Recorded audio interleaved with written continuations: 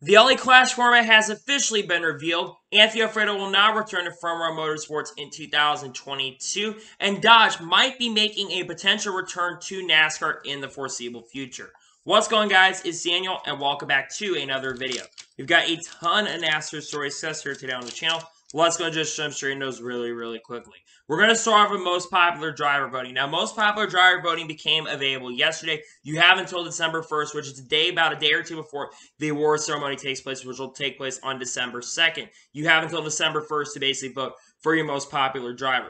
Even though Chase Elliott is expected to win, I would not be shocked if Kyle Larson does give a run for the money against Chase Elliott this year. You hear the crowds every time, and it seems like, especially, I don't know if it's a West Coast thing or not, but it seems like Kyle Larson definitely is getting a lot more cheers than Chase Elliott is at particular points. Though I do think that Chase Elliott is still going to win, but I think it is going to be much closer this year than it has been in the past, especially with Kyle Larson's successes so far this year. So that's something we're going to have to wait and see who gets the most popular driver voting for Cup, Xfinity, and Trucks. It's definitely going to be interesting for sure, and we'll have to keep an eye on this story for sure. And now we're going to jump on to the next story of today's episode, as we're talking about Jeff Gordon. Now, it was reported by Adam Stern on Monday evening around midnight that NASCAR star Jeff Gordon's former Florida home hits the market for $42 million. Wish I had that kind of money so I could buy up the house, but in all seriousness, that is a ton of money, and I'm not entirely sure who is going to be able to buy up the house. Again, that is seriously a ton of money that you're going to have if you're going to end up buying that house. And I haven't checked how many followers I have, but at the same time, definitely really interesting. It's worth $42 million. Now, apparently, Jeff Gordon has not lived in this house for like 18 years, which is probably why the value itself has gone up, and it probably would be a little bit cheaper had inflation not become a thing. But at the same time, definitely really interesting that Jeff Gordon's house has become available for basically to purchase. If you have a lot of money, you can go get that. Even though, let's be for real, I don't expect that a ton of money is going to be going to that. But it's definitely really interesting as a whole, and it's definitely really interesting for sure. And now we're going to jump on to the next story of today's episode, as we are talking about Bob Jenkins. As Bob Jenkins has been named the 2021 Squire Hall Award for NASCAR Media Excellence. This is awarded to a legend basically in the broadcasting side of things. And Bob Jenkins, we all know, unfortunately passed away earlier this year. Bob Jenkins, is remembered for a very long time, not just in NASCAR, but in IndyCar. Was a man who really helped ESPN become a major sports broadcaster for all motorsports and all other sports on that network as well. So he absolutely deserves this, in my opinion. My prayers still to this day go out to the family of Bob Jenkins. The guy was absolutely a legend, absolutely a beast when it came to broadcasting. And he was even broadcasting some pretty cool events even this past year and had done some great job for the IndyCar side of things and helped NASCAR and ESPN become a great thing. So, in my opinion, absolutely deserved, absolutely well earned, in my honest opinion. I'm really happy that he got this award because he absolutely deserves it, and he's very sincerely deserves this award, in my honest opinion. And now we're going to jump on to the next story of today's episode, as we're going to talk about the NASCAR Awards Banquet Week that is going to be happening, how it's going to work in early December. So, the Burnouts on Broadway in Nashville will be 6:30 p.m. East Central Time to 8 p.m. Central Time on December 1st. I believe it's just all the playoff drivers who made the playoffs this year, all 16 drivers, including Eric Almirola and Michael McDowell, who won this year. All those drivers will be able to do their burnouts on Broadway. That's how they've done it every single year. Really cool to see that is coming back. The other thing is the main NASCAR Award Show will be from 5 to 7 p.m. Central Time on December 2nd. Now, this year, I don't know if this is the first time they've done this in a long time, but it will not be televised live this year. NBCSN will have a tape-delayed show at 7 p.m. Eastern on December 4th. It definitely is disappointing that this event is not going live, as I feel like it would have been really cool to have it go live for people to see. But at the same time, I completely understand. And one thing I am at least really happy about, though, is the fact that this is absolutely returning next year. Because we've been really wondering, hey, is the NASCAR Awards ceremony going to return? Because remember last year, they did not have the NASCAR Awards ceremony due to COVID-19 protocols. So the fact that at least this year, the NASCAR Awards ceremony, all the NASCAR Awards banquets and all that stuff is officially returning is something I'm really happy about, because I've been wanting this event to return. I think it's great for the sport if you could have a NASCAR award show, make its annual return. Really happy about this as a whole for sure. Really happy to see this, and I'm really glad about that for sure. And now we're going to jump on to the next story of today's episode, as we're going to talk about the already confirmed Snowball Derby entries that are going to be competing so far in the Snowball Derby. I believe the Snowball Derby takes place in early December or late November, not entirely sure when the event takes place. But the Snowball Derby is a big late model event. Last year, Ty Majeski was able to win that event. I think he had arguably one of the best cars. I think Derek Thorne was also really fast in last year's event. But these are all the drivers that are so far at this moment confirmed to run the Snowball Derby in 2022. And there's a lot of notable names that are competing. Derek Griffith, Carson Hocevar, Chase Purdy, Jesse Love Jr., Mike Garvey, Bubba Pollard, Chandler Smith, Grant Enfinger, Jake Garcia, Eric Jones, Luke Fenhouse, Daniel Dye, Derek Thorne, Rich Bickle, Sammy Smith Jr., Steven Nass, Ryan Preece, Corey Heim, Jed Nolan, Roger Rayu, Derek Kraus, and Ty Majeski are among the 46 drivers so far confirmed that will compete in this year's upcoming Snowball Derby for, I believe, I don't remember what year it is on the Snowball Derby, but they will compete in the Snowball Derby. And again, we still have time for entries to come in. I would not entirely be shocked, to be honest with you, if we do end up seeing more entries, maybe like Chase Elliott comes back and runs it. You never know, maybe Kyle Larson decides to run and add to his resume, because you never know. I think Kyle Larson would be very, very fast. I know he hasn't ran a lot of late models, like the super late models and all that stuff, but I think it would be really, really awesome as a whole if they got someone like a Kyle Larson to come into here and run this. I think it'd be really, really awesome for the sport. I think it would be really, really great as a whole, and I think it'd be really cool to see that. But those are so far the confirmed entries that will run the Snowball Derby. A lot of big entries right there. You have some favorites that I think are going to be in that event. You got guys like Eric Jones, who I think are really, really good at late models, along with NASCAR, who, of course, also has won the Snowball Derby. You've got Chandler Smith, who's contended for wins in the Snowball Derby. I think believes also in the Snowball Derby. You got Bubba Pollard, one of the greatest drivers on the late model side of things. And you also have Luke Fenhouse, who competed in the Slinger Nationals, ended up winning that, and was able to almost win the SRX race at Slinger. So definitely something we're going to have to keep our eyes on going forward to see what other drivers do decide to go enter that event. But those are a lot of the drivers that will be competing in the Snowball Derby. It's a great entry list, and I'm looking forward to the Snowball Derby coming up here later this year. And now we're going to jump on to the next story of today's episode, as we're talking about Jeff Karpov.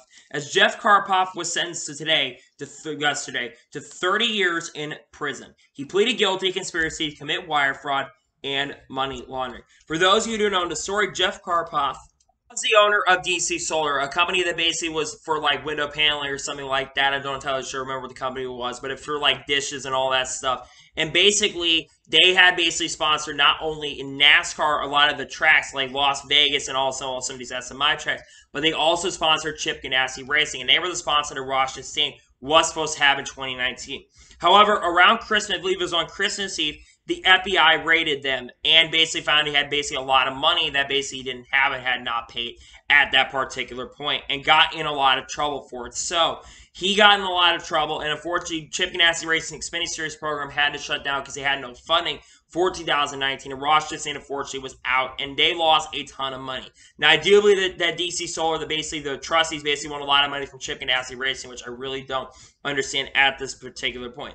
But if you want my honest opinion and sincere opinion on it, I say good riddance to Jeff Karpov, because Jeff Karpov did stuff that was extremely illegal. You can't do this stuff, and you have to trust the companies when it comes to this kind of stuff. I understand sponsorship dollars become important, but this is what happens when you overall trust a company that is not very trustworthy. And in my opinion, I'm really glad that they caught for this, and I'm really happy to see that he's going to get in trouble for this and going to be in jail for a very, very long time.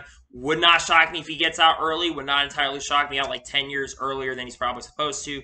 But at the same time, I believe that Jeff Karpov is absolutely guilty, absolutely deserves the punishment that he got, and in my opinion, deserves to be in prison for a very, very long time. And now we're going to jump on to the next story of today's episode, as we are talking about Alan Hart. As Alan Hart is moving over from Junior Motorsports to Sam Hunt Racing to become a crew chief for the number 26, and he will become the competition instructor for Sam Hunt Racing in 2022. This is a major pickup for Sam Hunt Racing. For those who don't know, Alan Hart has been the engineer for Justin Allgaier, and of course we know that Justin Allgaier has won a lot of races. I believe that Alan Hart's been the engineer for Justin Allgaier since around the time he joined up with Junior Motorsports in 2016, and he will continue work, and unfortunately he'll have a new engineer going into next year. However, I think Alan Hart absolutely was a really, really awesome engineer and helped Justin Allgaier win a lot of races, including picking up 2 victories this year at Atlanta, and another victory earlier this year as well, and Darlington earlier this year. And I do think that Alan Hart is really, really good.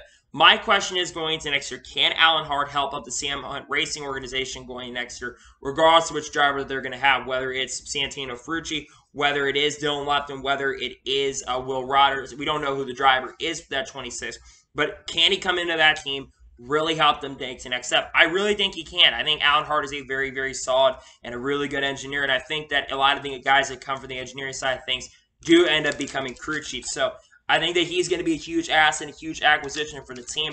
I think this is really, really awesome. Really happy about this for sure, and I'm happy to see that he will be going to be working as a competition director and the crew chief for Sam Hunt Racing next season. And now we're going to move on to the next story of today's episode, as we're talking about Ben Beshore. As Ben Beshore is going to be missing the LA Clash at the Coliseum in February due to 2 missing run-outs after the Cup Series race at Phoenix. This is definitely not a good start for the A-Team team. Now, it has not been entirely announced if Ben Beshore will be returning to the crew chiefing duties for Kyle Busch next year. I would assume that Ben Beshore is going to be returning. Now, the good news, at least for them, is that this race really doesn't matter. At least that's one little positive thing. But at the same time, I don't entirely understand. I've said this multiple times already, but I don't entirely understand why when you have 2 missing run-outs on the car, you end up getting suspended. I would think that that's not on the... I understand the crew chiefs are supposed to take those roles and supposed to take some of the responsibilities. But at the same time, I really don't understand why Ben Beshore is the one who really is getting in trouble for this, considering it was people that are doing the pit stops that are making the faults, and it's not the crew chief's fault, in my opinion, in that situation. So it's definitely really unfortunate. But definitely not a great start for the 18 team this year. Not a good momentum killer. Like I said, though, at least this race doesn't matter in the long run. It's just an exhibition event, but at the same time, it could have been really cool for him to get into there, work on the car, be as a crew chief, and help out and get to know more about the next-gen car. I do believe that Kyle Busch may be testing the next-gen car in the next week or so. We got a next-gen test that is coming up at the Charlotte Roval, so maybe he'll get a more experience, but they're going to be a little bit behind, and Ben Beshore is going to be a little bit behind, and hopefully this does not affect Kyle Busch, and they do not run into trouble later this year. But definitely really frustrating that he got suspended for that, but it is what it is, and move on from that situation, because in my opinion, he shouldn't entirely be suspended for that, but it is what it is, and we move on from that situation.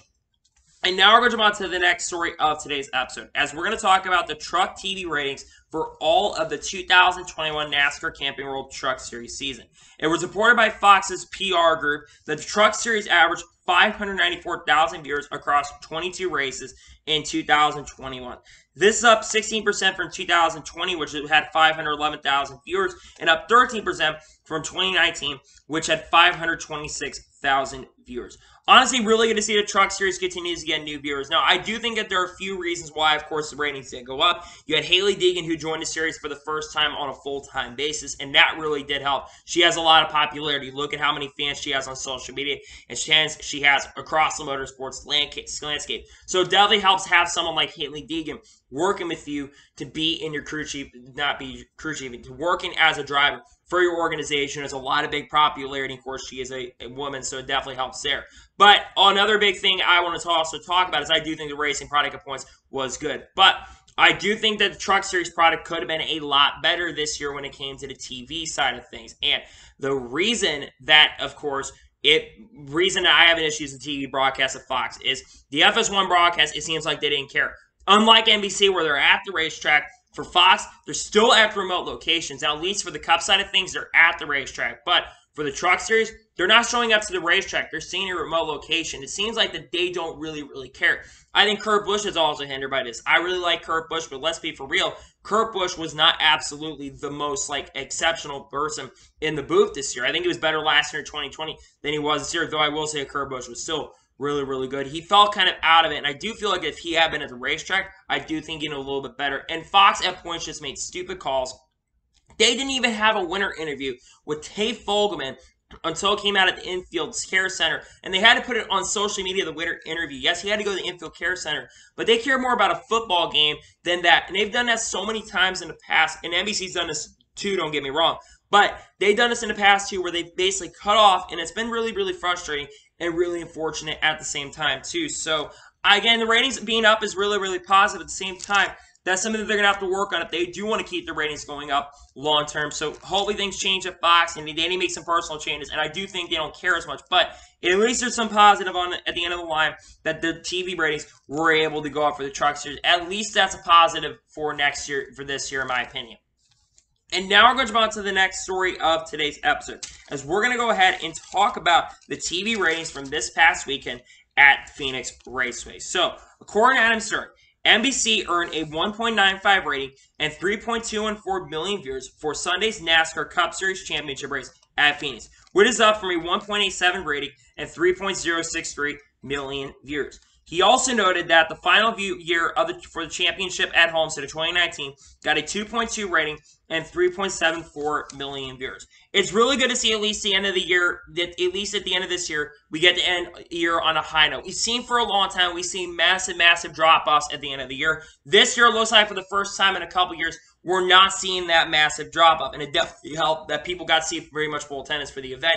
And I do feel like a lot of it does help that there was a lot more energy around this championship race compared to last championship race. I do think a lot of people were frustrated that Homestead's championship race in 2019 got moved to Phoenix, even though, let's be real, the championship race in 2019 was really not the greatest race in the world. It wasn't as bad as people were saying it was, but it really wasn't overall an amazing race, to be honest with you. But at the same time, the ratings for the season finale, I wish were a little bit more higher than this. I do think if we do continue to see higher viewership, and with next year a lot of races moving to USA, which has more households, and for the first time since 2009, more races being on broadcast, in the final 6 races on NBC for the final 6 races this season, in the playoffs especially being on NBC, at least it's going to be major momentum going into the end of the year. But at least there's a positive end of the tunnel. You see that more people tune into this year's race than did last year. That's about, I think, almost 170,000 viewership increase, which at least is very positive. I'm very intrigued to see what the overall ratings do end up being for the end of the year. We're probably going to end up getting those really soon. From the beginning to the end, probably combined from Fox to NBC. We'll have to wait and see, because there weren't as many viewership drops here as we've seen in the past, but I do think it didn't help the Daytona 500. Unfortunately, did get rained out early in the season. So that's definitely something we're going to have to watch and wait and see when those ratings do come out. But at the same time, at least there's a positive light to the end of the tunnel that the Phoenix TV ratings at least were able to end on a much higher note. That's at least a positive. And it's a good thing that the ratings at least are going to end on a high note going into the end of this year. So at least that's a positive note for sure. And now we're going to move on to the next story of today's episode, as we are talking about Jeffrey Earnhardt.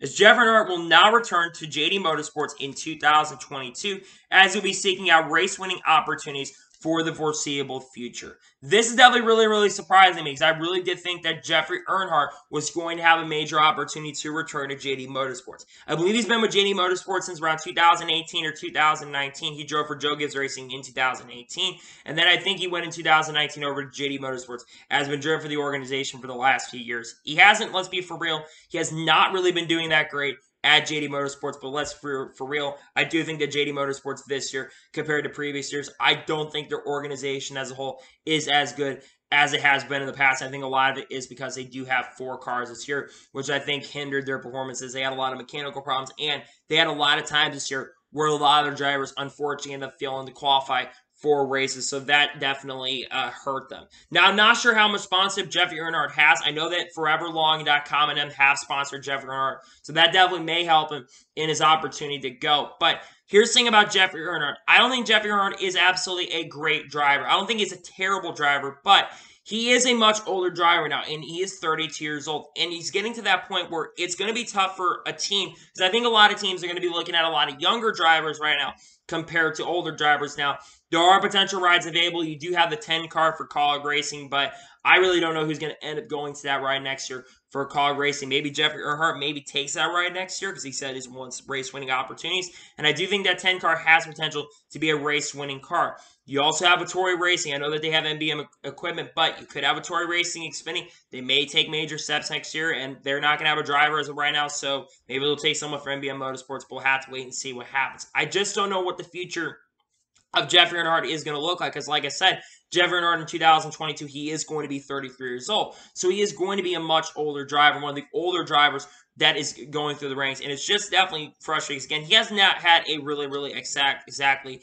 an amazing career in the NASCAR Xfinity Series or whatever series he's ran. He hasn't been that exactly impressive. I mean, that's no diss and no disrespect to Jeffrey Earnhardt, but at the same time, you would expect at least that he will perform a little bit better than he has. But at the same time, it is what it is, and hopefully Jeffrey Earnhardt will find a ride going into next year. I do think he deserves an opportunity at least to continue racing going into next year, but I don't really know what the future of Jeffrey Earnhardt is going to look like. I haven't had any insider information in regards to that, so we'll have to wait and see what happens in regards to his future, but Jeffrey Earnhardt will not be returning to JD Motorsports in 2022.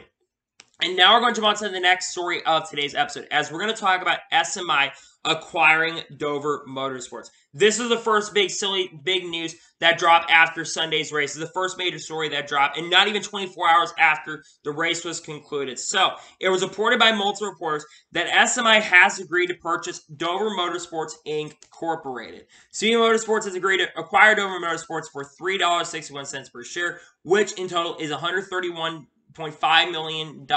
Sale expected to close by the end of the year. Dover now owns officially Dover and Nashville Super Speedway.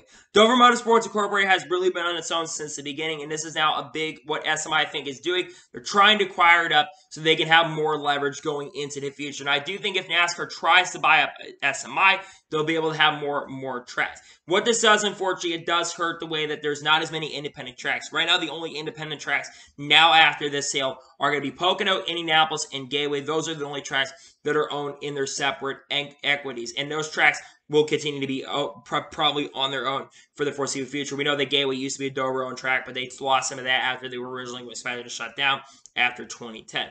Now, I saw a lot of people talking about what happens to Dover International Speedway and what happens in National Super Speedway. Well, Bob Pockrass did report later that day that said that the contracts that those two tracks have, those contracts will not be leveraged. And I also think that what SMI is trying to do here at this given moment, what they're trying to do is because they have a lot of the same kind of cookie cutter tracks. So the tracks have tracks like Las Vegas and Texas, and they lost some of their mile house like Kentucky and Chicagoland.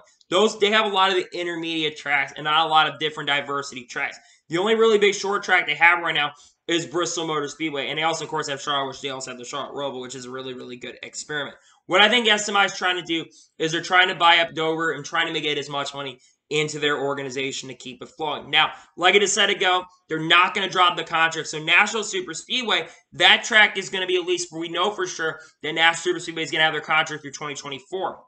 And Dover Speedway won't be gone anytime soon. But I do think the future of those tracks could be really, really uncertain long term. Like I said, I don't think in the short term, I don't believe that those tracks are going to be affected. But I do think long term, a track like Dover and Nashville, which I believe that they are in that clause. I think SMI and IC both have that 70% attendance clause, even though SMI is not officially owned by NASCAR. They do have that 70% attendance clause, so they're going to have to make sure they have 70% attendance, which Nashville shouldn't have those problems. And it is that Dover is better track to go experience that basically in person than it is to watch on TV. I don't think the product's as good as on TV as he is at the racetrack. But at the same time, this definitely is really, really interesting. Now, I do think they're also looking at the National Fairgrounds too by buying up National Super Speedway. So you don't have to worry about the independent competition with buying up both tracks. You'll be able to have competition. You won't have to worry about that competition if you want to move the National Super Speedway race to the National Fairgrounds, because they're still trying to get that open. You can do that, but the National Fairgrounds stuff unfortunately falls through.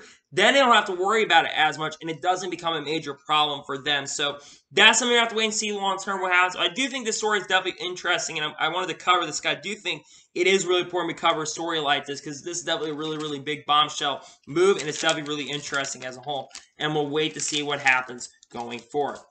And now we're going to jump on to the next story of today's episode, as we're going to talk about Kyle Larson. Now, yesterday, Kyle Larson was doing media days, and Kyle Larson was also at the LA Clash, as they announced the format yesterday. He was there basically promoting the event, out there checking out the track and promoting the event. And he sat down and spoke to Bob Pockrass. The OL Tour was also there as well. But he spoke to Bob Pockrass about winning the championship and the feeling of it.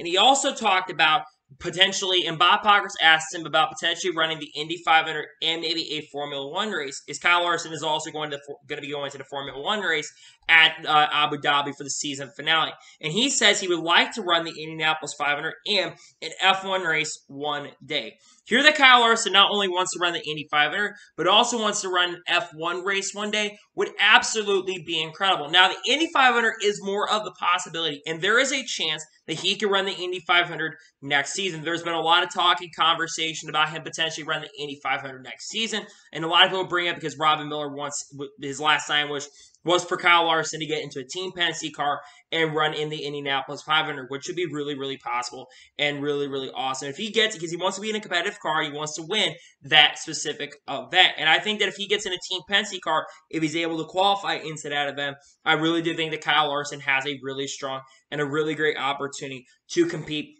in that event. Now, the other thing about potentially competing in an F1 race, that definitely is really, really interesting to me. And it would be really awesome to see Kyle Larson compete in an F1 event. He does have open wheel experience, but let's be real, open wheel cars and F1 cars are a little bit different than each other. Well, not open wheel. Midget cars are definitely different than F1 cars. And if he was to compete in F1, the big question is, would he compete with a great team or a bad team? Let's be for real. I think Larson has a lot of talent, but I do think equipment matters a lot more in F1 than it does in NASCAR. I do think equipment does matter in NASCAR, but also talent does matter a little bit as well. I do think that if Kyle Larson was to run an F1 race, it had to be with a pretty good team. And maybe a team for once could give up one of their drivers, maybe like a mid-tier team if their team's out of championship. Why not let Kyle Larson get out of their seat and maybe let Kyle Larson run? But definitely there's a lot of speculation around Kyle Larson for sure. And, Kyle Larson winning the Cup Series championship has just opened up the doors for many, many possibilities in other series that he could run. And I think that a lot of people say, well, he's not the best driver in the world, but I personally think he's the best driver in North America. But if you want to go out there and prove that he's the best driver in the world, maybe run the Indy 500. If he wins the Indy 500, man, oh man, definitely we have a lot of conversation about that. If he was to win, to go out there in F1 and run that event one day, and not only run it, but win an event, especially in a not-so-good car, I think a lot of people start talking about potentially the best driver in the world. And what we see from Kyle Larson especially has been absolutely impressive and absolutely incredible. So that's something we're going to have to wait and see. Maybe he's going to run those events. There's potential next year that he could run the Indy 500. So hopefully that will happen soon, and we'll know more about Kyle Larson's future. But man, he could run the Indy 500 one day. I think that'd be really awesome, to be perfectly honest with you. And now we're going to jump on to the first of three major stories in today's episode, as we're going to talk about the LA Clash format that was officially revealed yesterday morning. So here's how the format is going to work for the LA Clash, and there's a lot to go over from this. So it is going to be a 2-day event. Field will be open to 40 cars, but only 23 of these cars will officially qualify into the event. On Saturday, February 5th, we practice, and we'll also have single car qualifying speeds. One thing to know is that they haven't determined what time they're going to be having us, because there is a concert that's going to be happening at the soccer stadium with Faith No More, Korn, and I believe System of a Down, which is a blockbuster group. So NASCAR has association with those groups now, at least for that event, which is really, really good to see. That huge blockbuster move. And then that it'll be practiced in single car qualifying speeds, which the top 4 drivers in qualifying will start on the pole for each of those events. On Sunday, this is where things are going to get really, really busy. The heat races will start at 5 p.m. Eastern on Fox. There will be 4 heat races with 10 cars each for 25 laps each. The top 4 finishers of each of those heats will immediately advance and will immediately make the show. And then after that, the last chance qualifier will be the drivers that do not initially make it into the event. There will be a last chance qualifier, which also take place on Fox as well. There'll be 2 last chance qualifier races with 50 laps each, which will be the other 24 drivers. And only the top 3 finishers of those specific events will be able to advance to the show, which means immediately that there will be 22 drivers that will be locked into the show. The last position will be for 23rd car, and that will be revisional to the highest person in the points, which means that right now Kyle Larson is the only driver, because he won the Cup Series championship. If Kyle Larson is able to make it into the show on those, he will be able to race into the show regardless, because he had the championship. He is locked into the show. And that will be how the starting lineup is set. So 23 cars on a 40 laps. And then the main race is going to be 150 laps at 8 p.m. Eastern on FS1. And there will be no live pit stops during that event as well. The garages apparently will be outside the track, and construction will take place on December 20th.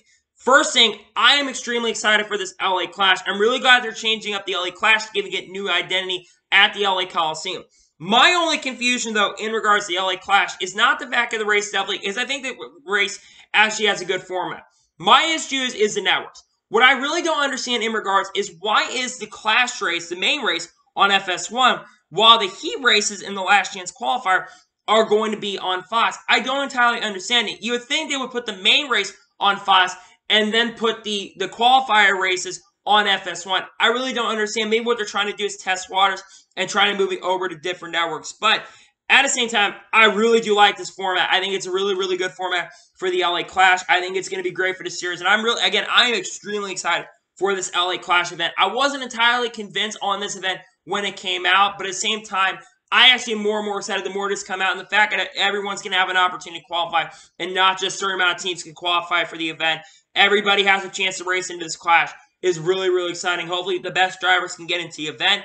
I think there's some good drivers that are probably immediately going to get into the event. I'm really excited about this. Again, I think this is huge for NASCAR. If this event goes off with a shell and this event ends up doing extremely well, I think it'll be very, very exciting for the future of the sport. This event does really, really well. So we'll have to wait to see what happens in regards to the future. And maybe if the future of this event does well, maybe long term. Now, the big question is, how is attendance going to work? Are they going to, is it going to be required you have to have a vaccination card, with the COVID-19 being a thing of the rules that LA has, because LA is one of the most strict areas when it comes to COVID-19.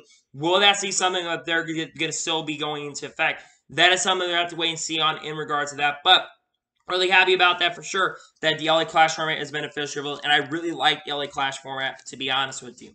And now we're going to jump on to the next major story of today's episode, as we're talking about Dodge. Now, Steve Phelps was talking this past week, kind of covered this, but I wanted to go more in depth talking about this. It was reported by Adam Stern when Candace Spencer asked Steve Phelps about the future of other manufacturers to be looking to jump into sport, and Steve Phelps says that it has been widely rumored that Dodge is one of those or the closest to joining NASCAR. I won't confirm or deny that. I would suggest things are progressing, or I would say that things are progressing. When we have something to announce, this is definitely really, really exciting if this does end up becoming true. Dodge had been in NASCAR basically back in the beginning of time, and then they left NASCAR, I think, around in the early 70s. But then they came back in 2001 with multiple teams like Ray Evernham's organization, Enterprises, and they brought other teams over like Chip Ganassi Racing, which was in IndyCar at the time. They jumped up to there when they had also Felix Spies work with that team at the time, but they were able to jump in, and they got other teams to work with them as well. Also, the Melling Racing organization came over to that team as well, and they were able to win quite a few races, but they left the sport in 2012. They actually were looking to actually run with the next-gen car, but they left. But then originally, they were going to have Andretti Autosport come over, and they were going to have Kurt Busch drive that car. Yes, I'm genuinely serious when I say that. This is something that was speculated for a long time. We had Andretti rumors a couple of years ago. Maybe they were going to come in to the sport with like Richard Petty Motorsports. But we have confirmation now that Dodge could be the leading manufacturer coming into the sport. This is definitely really, really surprising. And there's a couple of reasons why you should be excited if this does end up coming. Potentially, if they do end up coming back, why this actually is really, really exciting.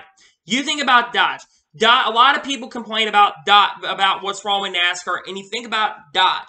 A lot of people I hear say, well, Dodge left the sport, so that's something we should definitely get back. If Dodge comes back, that's one less excuse that they have. There's a lot of other excuses, don't get me wrong, including the product on the track is one of the big excuses that a lot of people have. But if Dodge comes back, it brings you light. You have advertisers that do come in. Now, the big question is, what teams would go over to Dodge if they were able to return to the sport?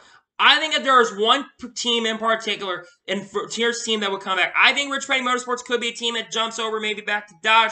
They've had different manufacturer alliances, and they've jumped over to manufacturers. They've been with Ford, they've been with Dodge, which they could go back to Dodge, and they've been with Chevy, Toyota. They've been with all different other well, not with Toyota, but they've been with a lot of different other manufacturers. And Rich Petty Motorsports is not just associated with one manufacturer, so they could go back to Dodge. I know people bring up Roush Fenway Racing. I've heard that rumor in the past that maybe Roush could do that, but at the same time, I don't think Roush is going to leave Ford, and the reason is they have a long-winded partnership that's been going on for nearly 40 years now, and I don't think that, especially Roush H engines, I don't think that they're going to be leaving Ford. I mean, there's a reason why they call the Roush Mustang, for Christ's sake, then Roush Systems and Cars and Roush Fenway Racing. They're not going to be leaving. So don't expect Roush. I know that Brad Keselowski is going over, and he drove for Dodge in early portions of his career, also drove for Chevy, but he drove for Dodge, but I don't see that team going over. The team that I think is absolutely most likely to be the first team that I think is going to jump over, and this may be shocking to all of you, Stewart-Haas Racing. Stewart-Haas Racing is a couple of reasons why I think they would be the team that would jump over. Number one, Tony Stewart, we know, has been absolutely frustrated before that he could not hire Kyle Larson. Tony Stewart really wanted Kyle Larson to go over before basically denied that, and Tony Stewart has came out outright saying that he was really frustrated with Ford by not picking up Kyle Larson, and Tony Stewart basically was not happy with Ford even after the championship race, and he wanted to basically switch over there, and that's one first reason why I think.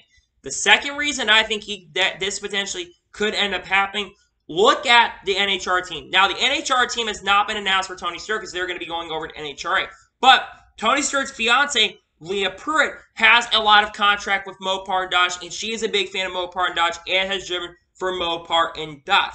So I think if there's one team that is immediately going to jump over to Dodge and a team would be willing to do it, would be Tony Stewart, Stewart-Haas Racing. And actually, many, many years ago, there have been rumors that Tony Stewart was maybe going to go to Chip Ganassi Racing in the Cup Series in like 2009 before he went over to Chevy and worked with Gene Haas. And like I said, we know Tony Stewart's been frustrated with Ford. So I think that if they do jump over, Dodge does come to NASCAR, I think a Tony Stewart would jump. Now, the other big question is, when is Dodge going to make the official jump over to NASCAR?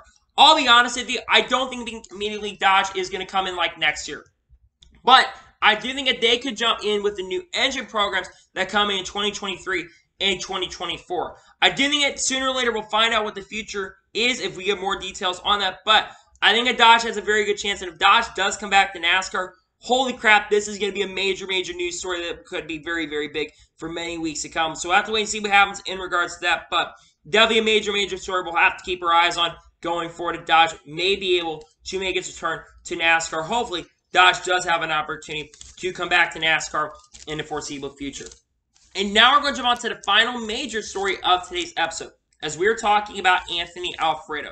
As Farmer Motorsports announced that they will be fielding 2 cars in 2022, and Anthony Alfredo will not be returning to Farmer Motorsports in 2022. Michael McDowell is expecting, and it's pretty much been confirmed at this point, that he will be returning to their organization next year. Their other driver is to be announced in the foreseeable future, and the future of the Truck Series program is unknown at this given moment. It definitely is a little bit shocking, but it isn't 100% surprising, to be honest with you, because Anthony Alfredo this year in the Cup Series was absolutely in 2021 not really good. I think that John Hunter Nemechek actually was better than Anthony Alfredo this year. Yes, John Hunter wrecked a little bit more than Anthony Alfredo did, but Anthony Alfredo also wrecked a lot more this year at points than John Hunter Nemechek did last year. And this also be a fourth driver they basically had in the last 5 years, another driver that unfortunately is leaving the team. Now, first question is, where do I think Anthony Alfredo goes next year? I really do think that Anthony Alfredo's future is really unknown at the moment. Maybe he goes back to art. Maybe he goes like Kaulig Racing next year, perhaps. I know he has sponsorship and funding, but I don't think he'll be in the Cup Series next year. I think the Anthony Alfredo will probably be dropping down to Xfinity or probably even going back all the way back down to trucks, which is disappointing because I think Anthony Alfredo does have talent, but I do not believe that Anthony Alfredo should have been rushed up to the Cup Series as quick as he did. So I think that there, again, trucks and Xfinity, there's not as many rides available. I know that trucks has a lot of rides available because there's only been like 10 trucks that really have been confirmed so far. And you have Xfinity that still has about half their field still to be provided. And he has funding, so he could still be a driver that's only running maybe for a Kaulig Racing ride or another organization like maybe Team Penske for us. Maybe Team Penske takes him in under their wing. We know that Team Penske might just be running on an all-star car next year, or maybe a few other drivers that come in. Maybe SHR perhaps, but I'll be honest, I think SHR could still have Riley Herbst going into next year. That's something we're going to have to wait and see on. The other big question is, who goes to that 38 car next year? Because like I said, they're going to have 2 cars. There's a few drivers that are in the market. First driver maybe could be Ryan Preece. Ryan Preece has, not sure how he is on Funny, but we know that Ryan Preece had conversations with teams. We know he's had conversations with Atori Racing, but I think he would be a really good acquisition and asset to the 38 team. I think he's a very, very talented driver. He does bring a lot to the table. He's a driver that can get the best out of his equipment, and that is a charter car. So I think they put a lot more resources in the 38 team. Ryan Preece does not wreck equipment too much, and I think he'd be a first driver that I would consider. The second driver that I would consider potentially is maybe Ryan Newman. Ryan Newman, we don't know what the future holds for him. He said that maybe this past weekend race was the last potential race, but I think if they were to get Ryan Newman on the team, I think that Ryan Newman definitely would be a great person to have in your organization. I think Ryan Newman has that engineering experience and a driver that I think could do very, very well in the first year. And I don't think it would be a playoff caliber ride, but I think he would do pretty good going into next season. So I think he definitely should be a driver that is considered. That's one driver I would put into questions. Another driver, Matt DiBenedetto. Now, Matt DiBenedetto, we know he's been under a little bit of controversy, a little bit of fire, but Matt DiBenedetto was baptized. I know this is going to sound weird, but with Michael McDowell.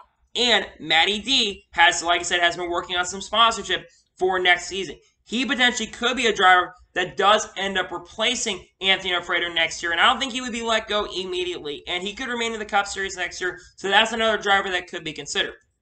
Another driver that could be considered is a driver that's driven for the Truck Series program, Todd Gilliland.